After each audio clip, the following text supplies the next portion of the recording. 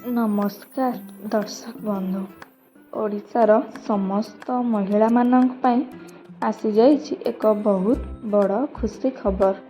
ଯଦି ଆପଣ ମଧ୍ୟ ସୁଭଦ୍ରା ଯୋଜନାର ଆଗାମୀ କିସ୍ତି ଟଙ୍କାକୁ ଅପେକ୍ଷା କରିଛନ୍ତି, ତେବେ ସରକାରଙ୍କ ତରଫରୁ ଏକ ନୂଆ ଅପଡେଟ୍ ସାମ୍ନାକୁ ଆସିଛି। କେଉଁଦିନ ଆପଣଙ୍କ ବ୍ୟାଙ୍କ ଆକାଉଣ୍ଟକୁ ଟଙ୍କା ଆସିବ ଏବଂ କେଉଁମାନଙ୍କୁ ଏହି ଟଙ୍କା ମିଳିବ, ତାର ସମ୍ପୂର୍ଣ୍ଣ ସୂଚନା ଆଜି ମୁଁ ଆପଣଙ୍କୁ ଏହି ଭିଡ଼ିଓରେ ଦେବି। ଭିଡ଼ିଓଟିକୁ ଶେଷ ପର୍ଯ୍ୟନ୍ତ ନିଶ୍ଚୟ ଦେଖନ୍ତୁ ଏବଂ ଚ୍ୟାନେଲକୁ ସବସ୍କ୍ରାଇବ୍ କରିଦିଅନ୍ତୁ।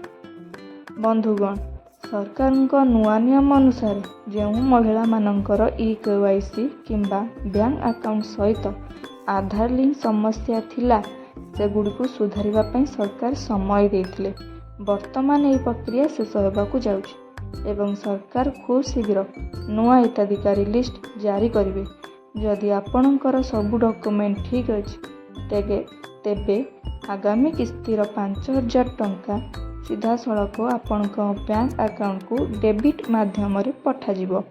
ଆପଣ ଆପଣଙ୍କର ଷ୍ଟାଟସ୍ ସୁଭଦ୍ରା ପୋର୍ଟାଲକୁ ଯାଇ ନିଜ ମୋବାଇଲ ନମ୍ବର ଦେଇ ସାହାଯ୍ୟରେ ଚେକ୍ କରିପାରିବେ। ଆଗକୁ ଏମିତି ସରକାରୀ ଯୋଜନାର ସଠିକ୍ ଅପଡେଟ୍ ସବୁଠାରୁ ଆଗେ ପାଇବା ପାଇଁ ଆମ ଚ୍ୟାନେଲକୁ ଏବେ ହିଁ ଲାଇକ୍ କରନ୍ତୁ ଏବଂ ସବସ୍କ୍ରାଇବ୍ କରନ୍ତୁ। ଧନ୍ୟବାଦ।